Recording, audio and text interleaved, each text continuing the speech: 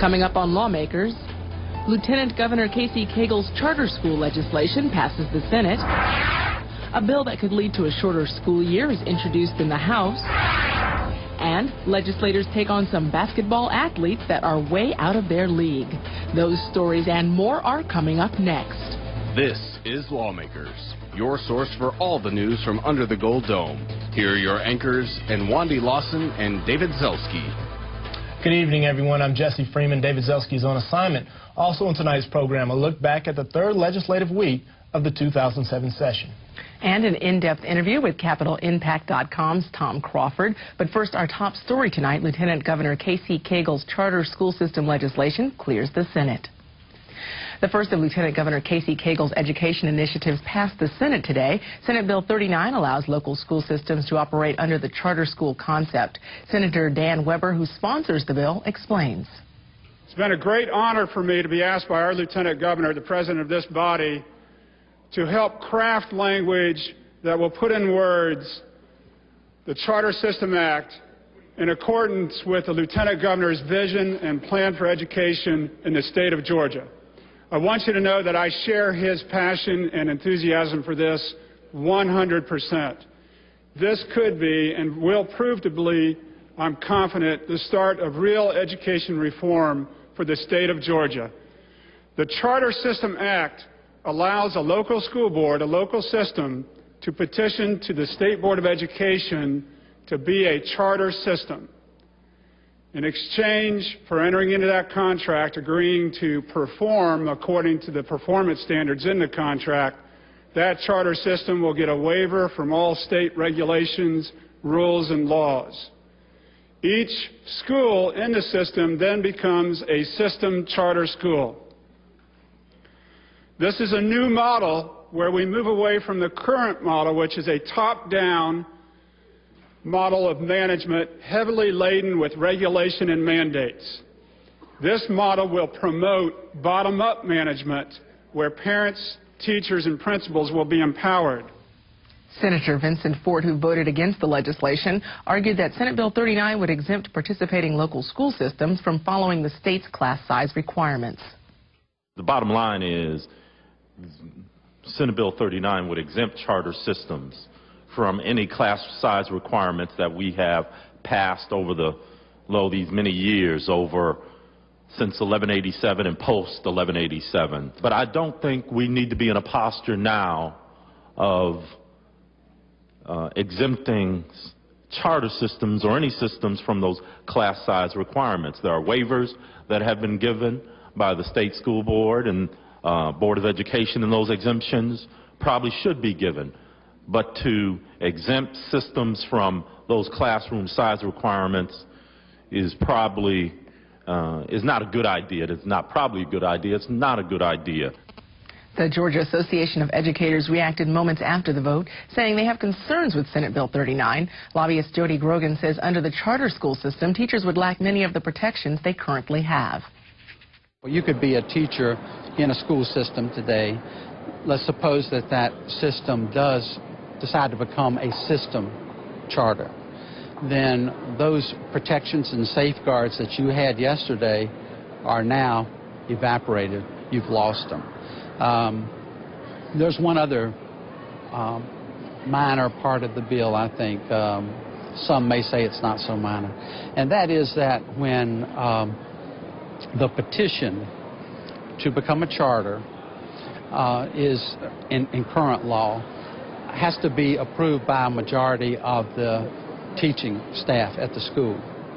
That is not in this bill, that little safeguard. So that would be something where the teacher's input is important, and we'd like to see that in this charter bill. We are supportive of charter schools and the concept, and I think that this is one more tool in the toolbox, but protections, both for innovation and for teaching security, I think are important and should be added to the bill. Again, Senate Bill 39 passed by a vote of 53-2 and now goes to the House. Another of Lieutenant Governor Cagle's education initiatives passed the Senate today with a little less debate than the charter school bill. Senate Bill 68 creates 5 new career academies. These are high schools that offer technical and occupational training along with traditional academics to let students earn college-level credits while working towards their diplomas. Senator Dan Weber also sponsors this bill on behalf of Lieutenant Governor Cagle. Currently in Georgia, we have 5 career academies, all of which are charter schools. A career academy is a partnership between the local Board of Education and a local technical college to provide vocational education for its students. These career academies have been a great success in Georgia. They enjoy a 98% graduation rate and a 100% job placement rate for their graduates. What this bill does is provide a mechanism and additional funding for 5 more career academies. $15 million will be provided for 5 academies, $3 million each for facilities. An additional $5 million will be provided, $1 million each for each of the career academies to get up and running. This is a good bill. I ask you to support it. There will be great demand for this bill across the state for new career academies, and it will help our children. Senate Bill 68 passed by a vote of 52-3 and now goes to the House.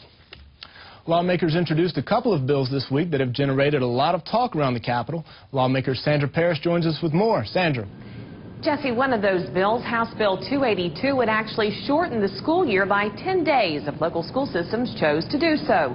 Representative Ron Stevens says he sponsored the bill because students and teachers need more time during the summer, but not everyone is so sure it's a good idea. Essentially, we've got systems that feel like they've got to go year-round. I've got a real problem with that. You know, the kids need a life, and the teachers need a life. School board needs a life, quite honestly. You know, we really don't need to stay in school year-round to get the job done. And if we can, quite honestly, concentrate it and get the job done, and there's some school systems that can do that. They need to have the opportunity, and it's a voluntary thing, if they decide to do it, they ought to have the opportunity to do it. That is a need, but I think teachers agree that their prime function is to maximize that face time and to maximize the kids' learning time. And we've got to come down on that side on this issue. We do need more planning time, more collegial time to teachers to jointly plan and focus on how they can work together to raise student achievement. But limiting the number of days for instruction, I just can't see how that is in line with what I think everybody's agreed on we need to be about here. Officials with State School Superintendent Kathy Cox's office say she needs to research the measure before offering a position on it. Meantime, another bill introduced this week, House Bill 159 by Representative Wendell Willard, would allow internet sales of wine from wineries.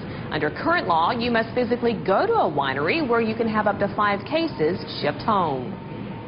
In my area, which is the North Fulton part of the metro area, we've had personally a lot of constituents talking about going to wineries, enjoying their products, coming back to Georgia, not carried by the stores in Atlanta. They can't get them here. They can't order it over the internet. So this has been a continuing concern, and we felt that we drew the bill in a manner that would allow for the purchase by internet of certain products from these small wineries, which otherwise are not to be obtained in Georgia. We're not going to damage the major industry here as far as the retail market. Another number of people say that's a good thing. I think it is too. A similar bill is also being offered in the Senate. In the past, such measures have been blocked due to concerns from wholesale wine distributors. We attempted to get reaction from 2 such organizations, but were unsuccessful. Reporting from the Capitol, I'm Sandra Parrish for Lawmakers. Freshman Representative Mike Glanton has had a very challenging week. Monday, his grandmother died. Tuesday, an aunt had a stroke. Wednesday, another aunt was hospitalized. Thursday, his uncle died, and he learned that his daughter's Army unit had been hit by mortar fire in Baghdad. Today, he shared an email he had received from his daughter. Dear Dad,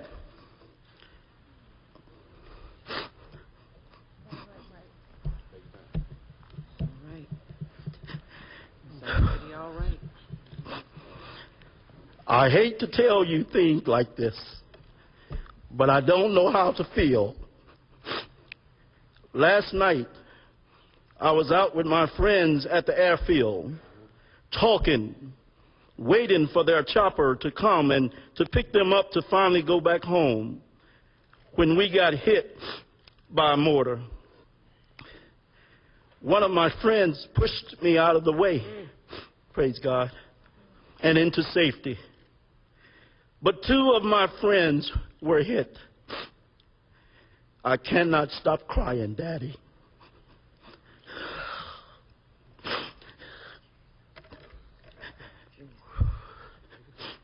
When I close my eyes, I hear my friend McCall screaming.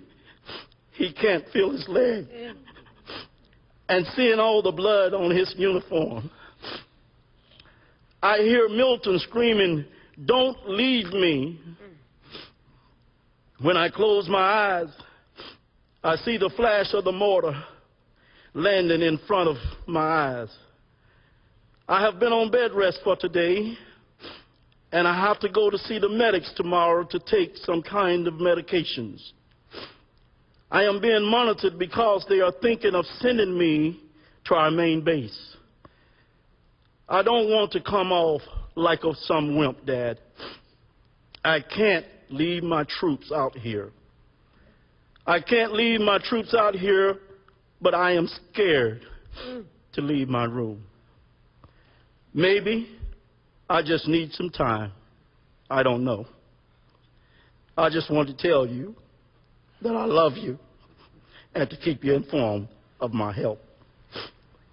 To this body, I ask for your continued prayers for my daughter, for my family, and for all of our servicemen and women who so bravely serve in our armed forces, guarding our way of life in this country, serving in harm's way. Thank you, Mr. Speaker. Staff Sergeant Latish Glanton belongs to the 488th Quartermaster Division from Fort Polk, Louisiana.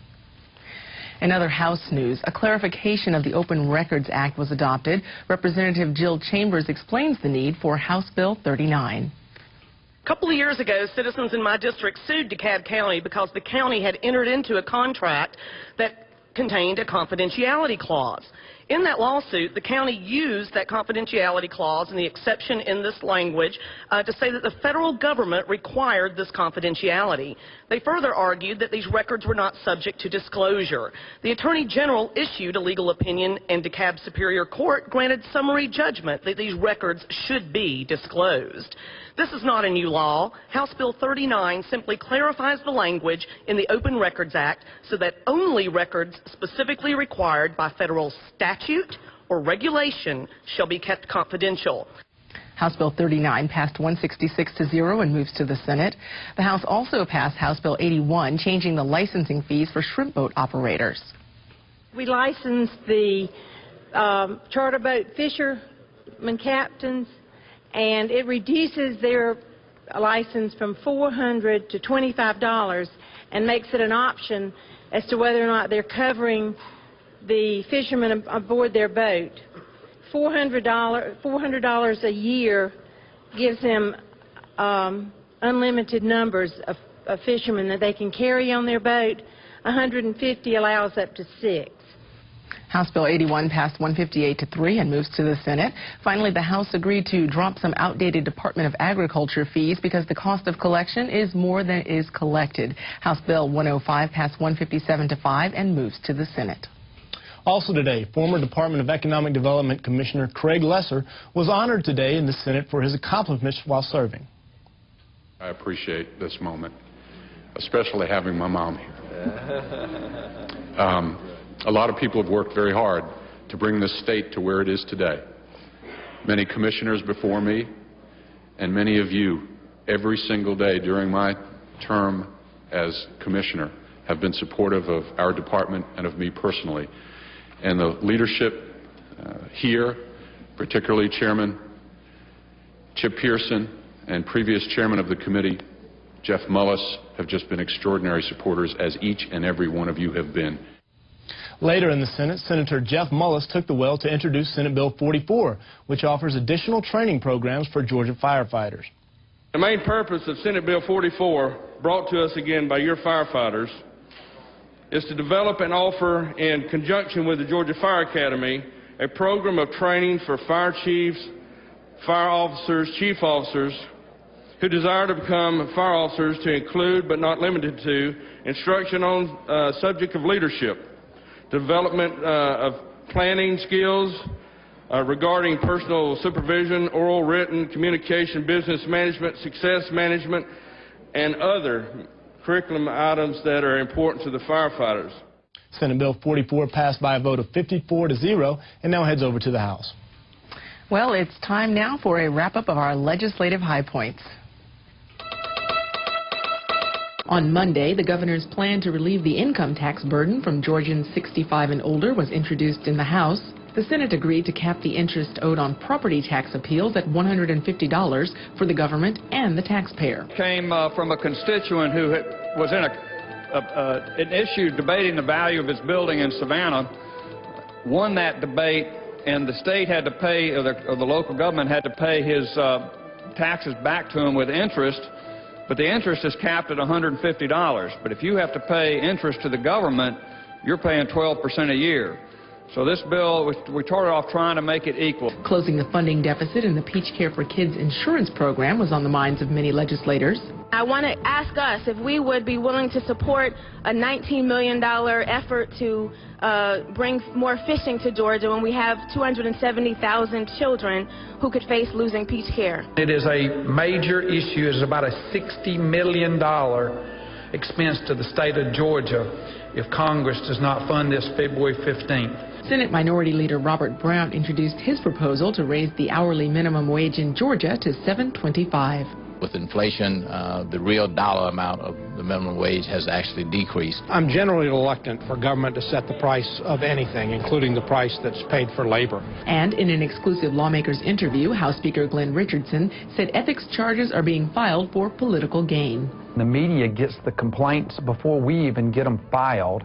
And so we know that they're using the media just as an outlet to say they filed a complaint. On Tuesday, the Senate Education Committee recommended passage of Lieutenant Governor Casey Cagle's proposal to create charter school systems and career academies.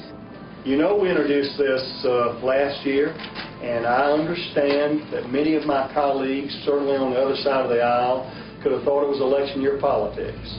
It wasn't then, and it's not now. Governor Sonny Perdue said this year both parties will get behind the Hope Chest Amendment, designating that lottery proceeds may be used only for Hope scholarships and pre-K programs. The American Association of Retired Persons spoke out against House Bill 195, the measure that would eliminate income tax on retirement income. We think this would really benefit a very small percentage of Georgians, and it would take about $140 million or so out of our coffers every year. On Wednesday, SB 10 cleared the Senate, allowing families to choose vouchers to send their special needs children to private schools. Some sort of hope for these families that all they want to do is raise that child up as high as they can go with the most opportunity they can. U.S. Airways backed out of its $10 billion bid for a hostile takeover of Delta Airlines. Very, very pleased that the creditors looked at all the facts and realized that this was not a good deal. The Senate State and Local Government Operations Committee gave a thumbs up to a proposal to incorporate the city of Dunwoody. And the House voted to recommend that a statue of former Governor Zell Miller be placed on the Capitol grounds. On Thursday, Governor Perdue took the fight for Peach Care funding to Washington, testifying before the U.S. Senate Finance Committee. Two bills suggested by citizens through the GeorgiaSpeaks.com website passed the Senate Judiciary Committee. The Senate Finance Committee heard testimony about creating a taxpayer Bill of Rights in Georgia. And one of the nation's oldest civil rights groups announced its support for HB 163, an effort to legalize payday loans in Georgia. There are constituents of the Congress of Racial Equality down in Georgia that are seeking, that need quick cash in emergency situations to deal with sometimes a crisis. And that's a look back at this week under the Gold Dome. Well, as is our custom here on Lawmakers, when the legislative week draws to a close, we turn to Tom Crawford, a national editor of CapitalImpact.com.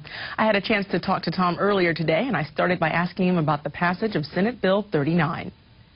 The Senate voted to pass it 53-2 with only 2 dissenting votes, and in fact, more people voted against the bill in committee than voted against it on the Senate floor. That might be the first time that's ever happened in Senate history, but certainly it had widespread support. And as you see it, how does the success for this bill look over on the House side?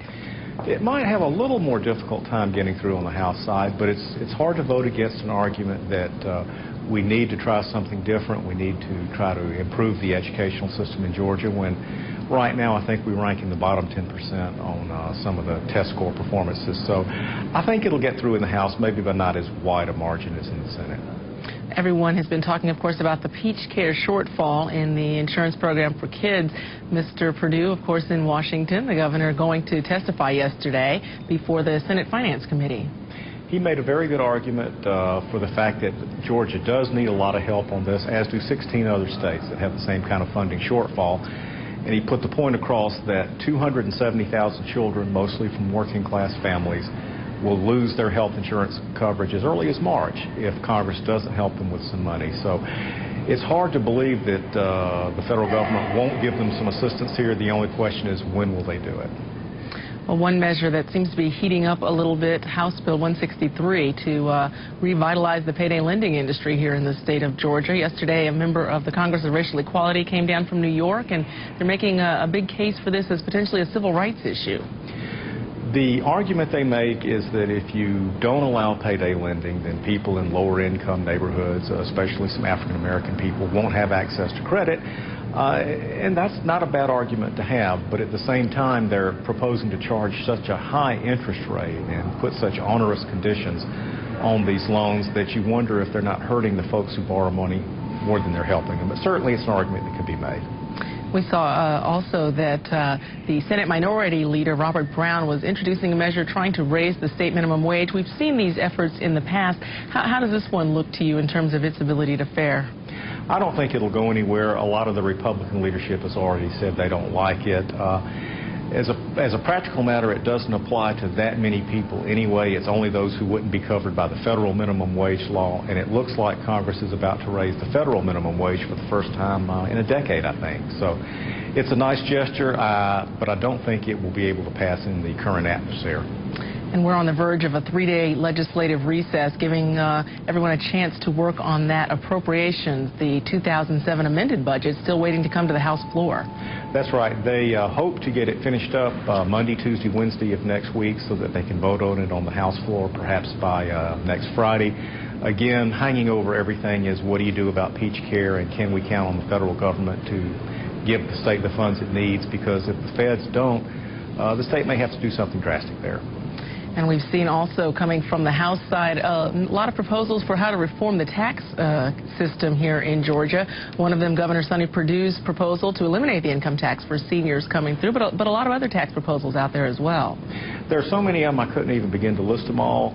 I think the Speaker has indicated that whatever happens, whatever direction they decide to take on revising the state's tax structure, probably won't take place until next year. I think he's made a very good point that they need to take at least a year to study it, because this would be a serious change in how the state finances itself.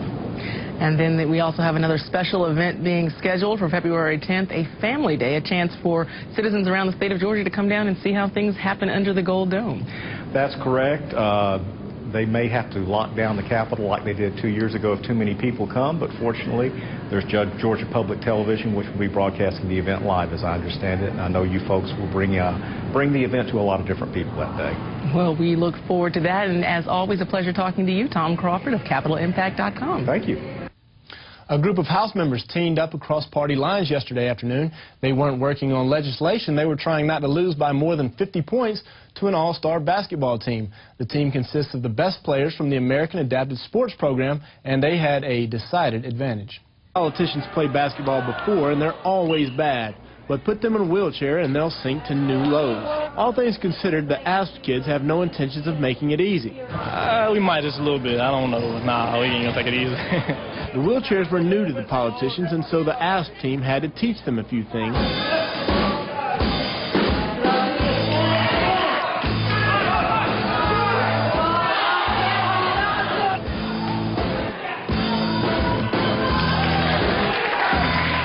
They need to work on trying to get up the court, stop trying to cheat, not peep over to get the ball. Nah, they didn't know how to control the chairs. They were like their first time being in them, I guess. Learning was about all the lawmakers could do because by halftime they hadn't scored once. Even if a school system has hundreds of kids who they want to get in the game, they want to see them do well academically and even enhance their physical health, it's often the barriers that they see or that we need to help remove to make that possible. When the second half began, school was back in session. We've all done that a few times.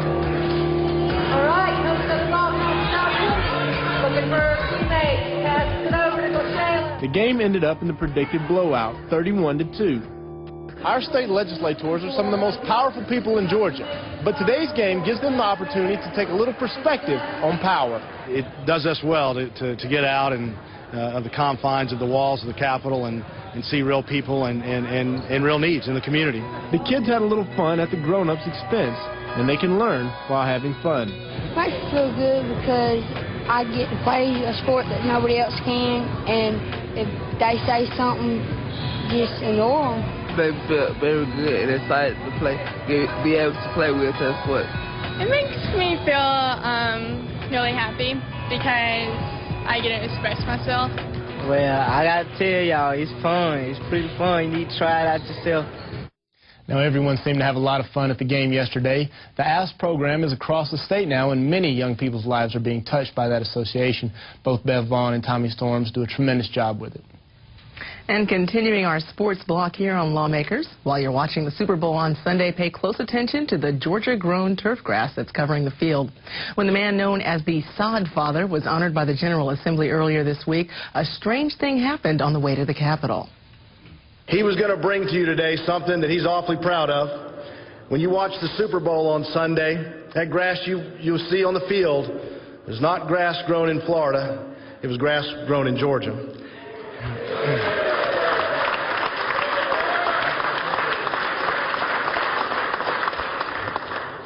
But something unfortunate happened this morning. As Mr. Jennings came to Atlanta and he had individual packages for you of the Super Bowl grass turf that he was going to give to each and every one of you, his truck with all the grass and turf in it was stolen this morning. When you watch the Super Bowl on Sunday night, I hope that you'll say, I'm proud that I support Georgia agriculture. But not to worry, Jennings Turf delivered a sample of Super Bowl grass to each legislator on Thursday. The General Assembly convenes next on Thursday, February 8th. We'll have all the latest from under the Gold Dome next Thursday at 7 p.m. Now stay tuned for Farmer's Almanac. That's coming up next year on GPB. And that is our broadcast for this, the 14th legislative day for the Georgia General Assembly. I'm Jesse Freeman. And I'm Wandy Lawson. Thanks so much for watching us. Have a great weekend. Good night.